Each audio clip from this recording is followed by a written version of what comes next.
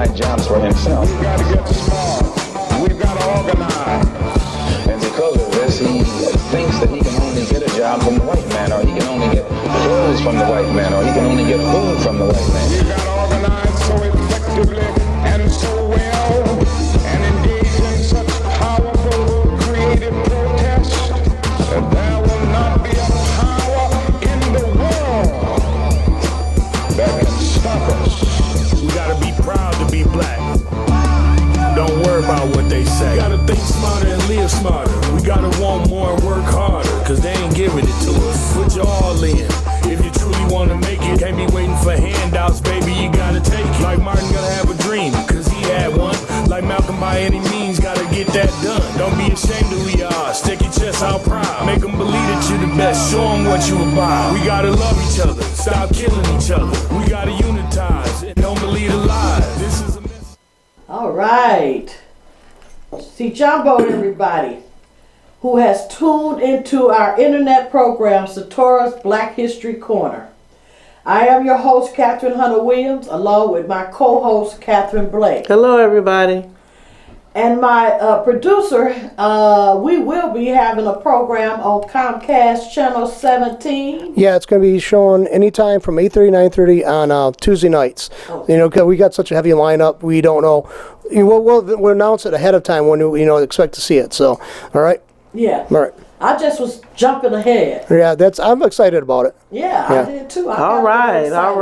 I don't know how consistent it'll be. Would it be every Tuesday night at 8:30 or it's just gonna be All Points TV on that? Something from All Points TV will be on there. So it's going to be your show sometimes, Mr. Moss's show at times. It's an hour slot, and we're going to have to take alternate turns because we got so many shows going up on the on the internet basis. So. Okay. Okay.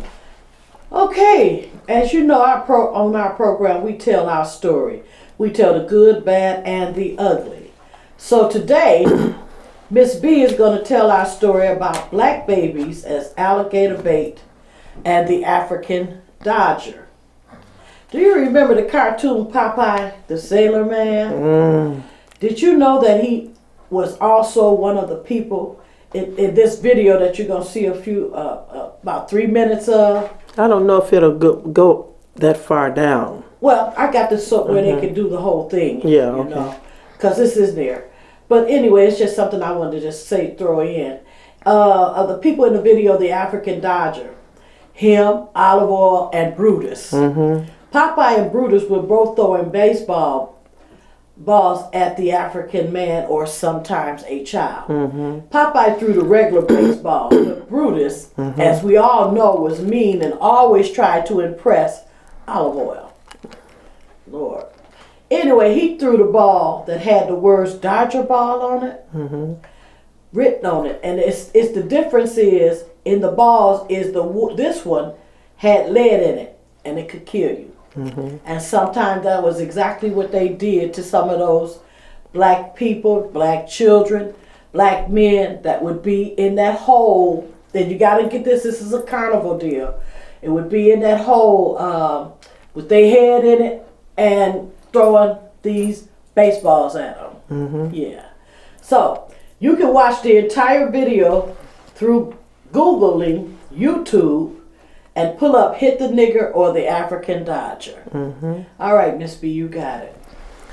Okay, this is the African Dodger, also known as the Hit the Nigger Baby or Hit the Coon. Lord help us. They did so many different, so much stuff in this. This is some. Woo. The African Dodger is also known as Hit the Nigger Baby or Hit the Coon, was a common place for local fairs, carnivals, and circuses as Ferris wheels and roller coasters are today.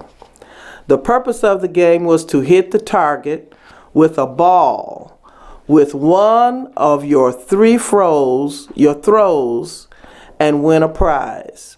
It sounds like a common carnival target game, but there was unsettling parts of the game. Namely, the game's target was real, live human beings. You gonna show the video or? He said he had it. Yeah, he got it. Okay. John, are you ready to? Yeah, okay. Okay. A Negro human being.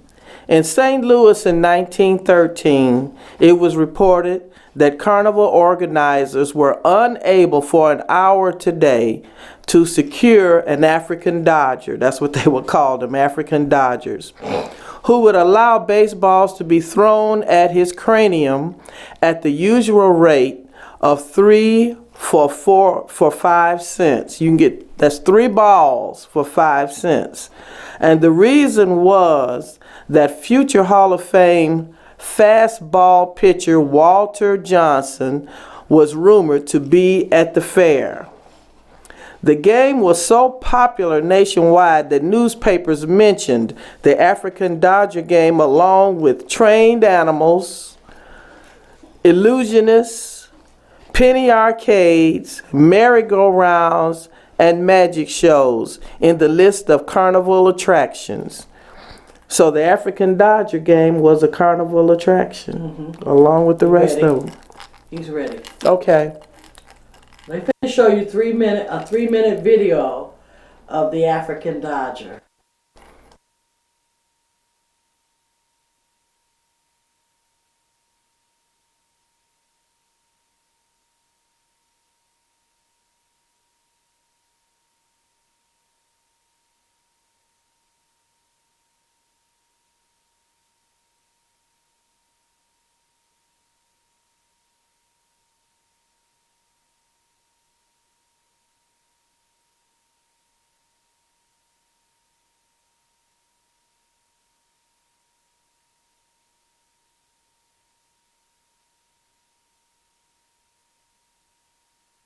Before the day is over. Well, I guess I'll see you later then. That's okay, right on the inside. Here you are, folks. Step right up. Your show is just going to start once again on the inside.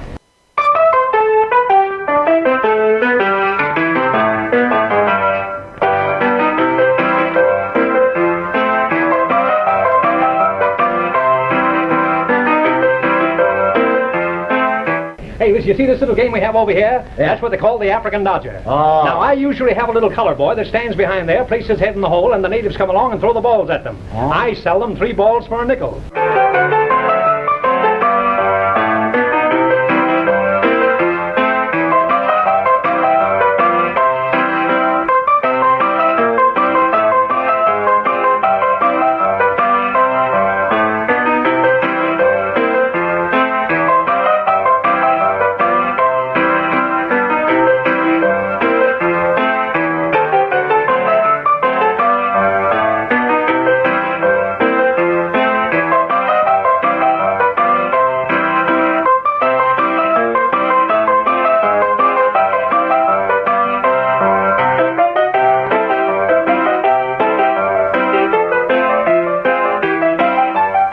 Boy here yesterday.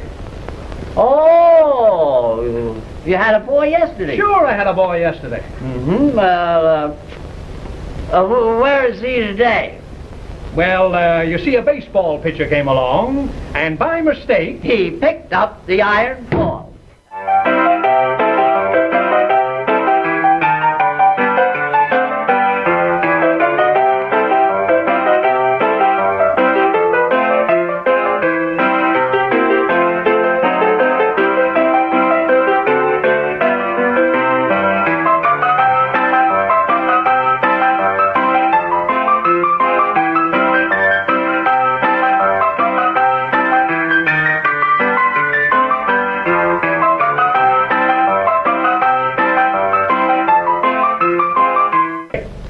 Get a boy? Well, I should say, and I've got one I don't think you can hit. What about that little colored boy I hit yesterday? Well, what about it? Whose fault was it? Well, whose fault was it? Well, whose fault was it? It was his own fault, wasn't it? Where's he now? He's in the hospital, that's where he is. His nose broken in 4 places, all on account of you throwing that iron ball. Oh, gee, that's kind of tough for him. That's all I have to say. Yeah.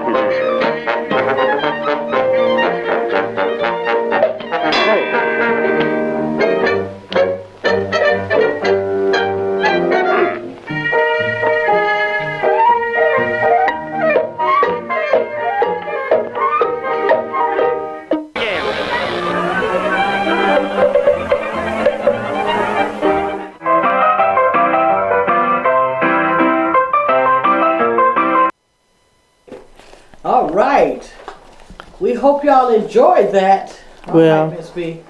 the Dodgers made headlines when they were seriously or horrifically injured. Otherwise, they were nameless victims. In 1904 in New York, the Meridian Daily Journal reported how a Dodger was smashed in the nose by a professional baseball player. The journal reported that Albert Johnson dodged 50 or 60 cents worth of balls thrown by Cannonball Gilliam of the Clifton Athletic Club. Finally, Johnson exposed his head and face a little further than usual and was caught by a curveball that left him unconscious. Let me say something. John, you got the wooden African Dodger head up there, the black man on the pedestal. That comes from out of a black memorabilia book, or as we like to say between us, contemptible or hateful things. That black memorabilia, I think, was a white person's name for this kind of stuff. But I want to make sure he has this picture up. Okay, he got it up. Okay, the article, which was written as a play-by-play commentary on the incident, concluded with the report that it will probably be necessary to amputate the nose in order to save Johnson's life. But this was not the only report of serious injuries to the Dodgers. There were numerous reports of such incidents. For example, at the Sheridan Methodist Protestant Church Street Fair in Pittsburgh, John Jones failed to dodge. He failed to dodge and was hit squarely in the eye. Are you ready for that one now? No, I was just showing you that when you get, because we want to do that one too, because that was the one. Okay. Yeah, I got that. I'm watching our time. Okay. We're on a time thing now.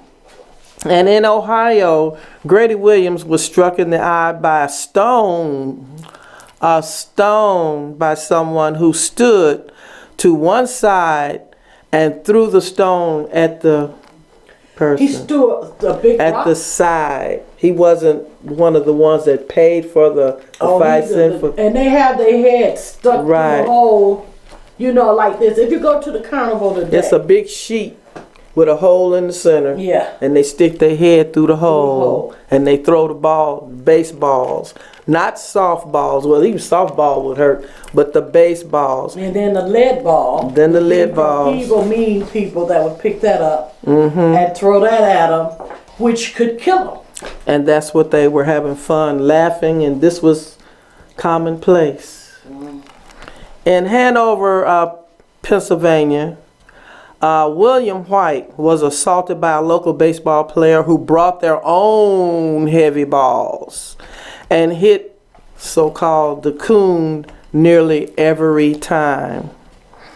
At the Elks Lodge Jubilee in Washington, D.C., just 17 miles from the White House, the visiting Elks were royally entertained as they so-called nigger babies were hit with baseballs until they were unable to maintain their upright position. And there was also one that was really disturbing to me, where they would have the mothers nurse the babies, where they'd be full of milk, and while they were throwing the balls and hitting the babies. Now, these mothers, some of the mothers agreed to do this. John, you got that picture up of the baby? And it's 2 of them, right? It's the one where it said hit the nigger baby and then a little baby on the side. But that's a beautiful baby. That ain't what the babies look like. I know. I know, but that's a part of it. But they were full of milk, and when they were struck with the balls, they would throw the milk up, and the more they hit them and the more they threw up, that was more entertaining to them. So that was hit the nigger baby. That was something that and the mothers got $2. Well, Mothers was trying to survive back then, huh? Yes, they were. $2 was a lot back then. $2. Yeah. Okay, so you want to go to That's the... that's about the ending of the African Dodger, or... Well, that's not also the known ending. as The stories go on and on and what I'm talking on. about here. Yeah. Okay, and also I want you to know that if you want to go and see the whole video for yourself, Google YouTube, and it says youtu.b, and pull up Hit the Nigger or the African Dodger. Dodger. All right. And well, I'm gonna do this right quick, and I'll talk about that last. Wait just a minute, because I want to do this before you go there. Still on the African Dodger. Okay. Dennis Mercer of the Jim Crow Museum of Racist Memorabilia at Ferris State University, that's right up in Saginaw, that in 1878, the wooden heads that we showed y'all were marketed as an alternative to live targets. Yeah, I got that, but I didn't want to. I got so much here. Okay, Yeah. but let me... That is so hurtful. As it were, wooden helmets with curly hair to protect the target. However, live American Africans continue to be used for similar games, with popular mechanics noting in 1910 that African Dodger had become too old and commonplace. And that was being replaced with dunk tanks, in which American Africans would fall into a tank of water when a target was hit with a ball. That's much better. And then it says the illustration accompanying the article showed a game labeled Drop the Chocolate Drop. And its caption, amusing to all but the victim. All right, I'm sorry. Our history has a lot of things in it that will hurt you, will make you cry, but it's a part of. It's a part of. And once you get it, you learn to embrace it. And you don't hear it. No, you don't hear the stuff we be having on this show. No. Not on this program. No, we kind of go off the beat a little bit because we already know Martin, we know Rosa Parks, we know about them. But the marches, yeah. This goes in depth, much in depth of our story. And we've had some stuff on here. Yeah. And another piece to that also is that when they put the advertisements for employment for African American people to join the carnivals, they would tell them that if you don't join and be with them, you're not getting your $2. What other way can you get $2? $2 for getting dunked, not for just getting dunked, but nearly dying. And hitting the babies with balls. Killing them. Yeah. Okay, now this is a horrific story, so I hope that everyone is sitting down to listen to this. Black babies used as alligator bait in Florida. And it's so, I got some of this memorabilia. I got some. Really? Yeah, because I collect it. Right. Yep, and most of the time, basically the only place I collect it is in the South. Whenever I go down there, I find me a store that's selling this, and I collect it. I used to have it on display when I had the museum. Wow. Yeah, I got some stuff, honey. It has been pretty well documented recently that during slavery and into the 20th century, black babies were used as alligator bait in North and Central Florida. A guy in Sanford near Orlando told this story to a researcher. He said he had heard it from his grandfather. The slaves who had babies, they would steal the babies during the course of the day, sometimes when their mothers weren't watching. Some would be infants, some would be a year old, some would be toddlers. And he said they would grab these children and take them down to the swamps and leave them in pens like little chicken coops. They would go down there at night, take these babies and tie them up. They would put a rope around their necks, around their torso, and tie it very tight. They would be screaming and hollering. And what they were doing would help them to chum the water. Or make it splash. Right. Bring the alligators to them. And they wanted the big 700 and 800 pound alligators. They didn't want the little baby ones. He said that when they would throw the babies in tied to the rope, he said in a matter of minutes, the alligators were on them. He said the alligators would chomp their jaws on the child. And as a matter of fact, once he clamped on them, and you know how small the babies are, they were swallowed whole. Some would be infants. Some would be children. I got some memorabilia with children up in a tree with an alligator chasing them. You'll get used to this, Catherine, because we got some stuff within our history that has been done to our people in this country, and it's very hurtful. I remember when I first got into start studying us, I would cry. I would have to put it down because number one, I couldn't believe that man or woman, white man or white woman, would do the things that they would do, and their children, to another human being, even grown folks. You know, not just they would just give a child to their child. So it's you'll get to it. Okay, I'm sorry, y'all. Because it's hurting her. But see, I have seen this for many years, and she just keep on hanging with Catherine. You start being it hurts, but it don't, not like it was in the beginning. And because I hope y'all can see her face. Her face is hurt her inside. But I need her to come over to my house and get some of my stuff. You'll put it down. We'll walk away from it just crying. And I used to ask the Lord, why? Right. Why did they treat our people like this in this country? And they still are, shooting them and having them. They're running and shooting them down and all kind of stuff that's still going on today. And then that brings into the water that's going on here in the city of Flint. And I call it the poison well. The poison well was written by Dick Gregory. And it was a comparison of the Tuskegee experiment, because it was done by the United States Public Health Service to the young men down there by injecting them with syphilis unknowingly. Well, the same thing kind of happened here with the water. But it was all for a reason that they did this, and I didn't know if you was through or not, but you looked like you was getting ready to do. Yeah, I needed a moment. Yeah, okay. I needed a moment. So this is still inhumane things that man is doing to our people, and this is not just in America.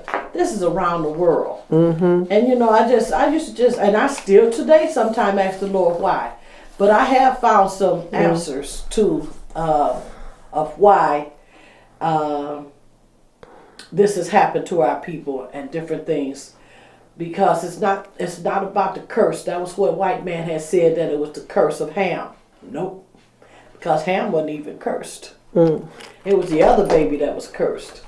Get your Bibles and find that. I'm not giving you the information. I'm not going to tell you where the scripture is. Just find it. Okay, it's one of Noah's sons. All right. But it's a very hurtful thing, and as you see in the picture, if John got that picture of the Stanley of the black baby that's being chased by an alligator. Well, you can go on the web and you can see many more pictures. And this happened, documented up to 1923. Documented up to 1923. And this is all from the video, which was posted on the Reunion Black Family, and that was started by Dorothy Height before she died. And they come together every year around the country and have these Black family reunions, and they sit down and they talk and discuss our story. And then there's more proof according to the blog Abagond, ABAGOND. Time magazine in 1923 reported the practice had taken place in Chipley, Florida, because that's where the alligators are. But the town denied it and said it's a silly lie, false, and absurd. And there's another account of it in the Copper Sun, a 2006 book by Sharon Draper. All right. Moreover, according to Abogad, alligator bait was a term used in Harlem in the early part of the century to refer to black children from Florida. Right. Calling them alligator baits. But it is so many things in our story that is hurtful. But that's how the healing begins. Yeah. Once you get to know these things, you get this here about yourself. Yeah, I have read this several times, but it hits me each time I read it. Because, you know, I think about my own babies. Yep. My grandbabies. My great-grand. I couldn't imagine. I don't think I would have been able. Then I don't know. Because I'm like this. I'm going to make it through this. So I might have survived slavery. Because I wasn't going to let it defeat me. And then I wanted me and my people to live. But I don't think. And then I have the time that I think, I wouldn't be the one. You know? Yeah. Because if you took my babies, like I read about them being in the cotton field, and the babies would be left just left out there by a tree or whatever, and snakes get them. Yeah. And eat them. Bite them, you know? And all you could do, she over here nursing this white baby, and her baby is over here. I mean, you know, so it's a lot of in-depth things about our story. And now it's our time for us to kind of shut it down unless you got any more you want to say. No, I'm done. Okay, remember I told you could go to see this on at YouTube, Google YouTube, and pull up the hit the nigger or the African Dodger, or you can also go and find black babies used as alligator bait in Florida. And they call them pickaninnies. Oh, wow. That's from what's Little Rascals? Yeah. They called pickaninnies and whatever. But anyway. Lord help us. Yeah, help us. But that's all right. That's how this healing begins. Learning our story is how the healing begins, and not just for us, but for all ethnic groups. To learn our story, that brings us more together, because then you can actually see what actually happened during that time. And you just imagine 200 years of just slavery. 200 years. Jesus Christ. Anyway, let's move forward. Amen. Satora's Black History Corner internet program comes to you via satellite at allpointstv.com. You can watch our program every second and fourth Monday of the month, unless the day falls on a holiday, starting at 3:30 p.m. Also, be sure to watch What's Going On with political pundit Dr. George Moss every Monday at 2 p.m. We did celebrate our 11th year anniversary, Comet Study Group's 11th year anniversary last week out at Golden Corral. And it was a joyous time. It was okay. It was okay. So we're going into our 12th year. And if y'all ever want to come, we are at the Good Beans every third Wednesday, for right now, temporarily, because we're going to get a space. Every third Wednesday at the Good Beans, starting at 5 o'clock. And that's located on Grand Traverse. I think it's 328 North Grand Traverse. That's the Comet Study Group. All right, moving forward. As always, I like to say to all of you who have watched our program today, Miss B and I hope that you have all learned some things today about our story, which is our American African heritage and culture. And if you have liked what you have seen and heard, please pass it on to others. Until next time, as we always say, love yourself and embrace the beautiful skin that you're in. And for sure to keep on keeping on with us. Amani, which means peace.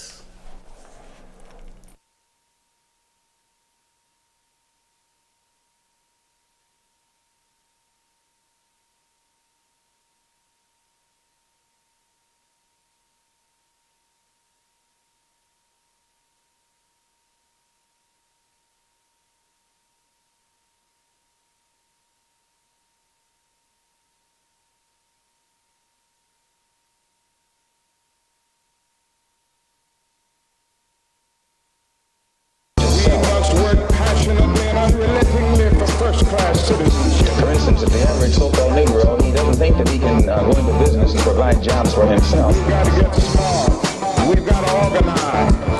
And because of this, he thinks that he can only get a job from the white man, or he can only get clothes from the white man, or he can only get food from the white man. We've got to organize so effectively and so well and engage in such powerful creative protest that there will not be a power in the world that can stop us. We gotta be proud to be black. Don't worry about what they say. We gotta think smarter and live smarter. We gotta want more and work harder, cause they ain't giving it to us. Put your all in. If you truly wanna make it, can't be waiting for handouts, baby, you gotta take it. Like Martin gotta have a dream, cause he had one. Like Malcolm, by any means, gotta get that done. Don't be ashamed of who you are, stick your chest out proud. Make them believe that you're the best, show them what you about. We gotta love each other, stop killing each other. We gotta unitize and don't believe the lies. This is a message to the blacks and any other minority. Live well and love self, that's the priority. Been taught for so many centuries that there nobody is not easy. So they very skillfully made you and me hate our African identity. Maybe the English language should be reconstructed so that teachers will not be forced to teach the Negro child 60 ways to despise himself and thereby perpetuate his false sense of inferiority. Hating our features and our skin and our blood, while we had to end up hating ourselves. It made us feel inferior. We must no longer be ashamed of being black.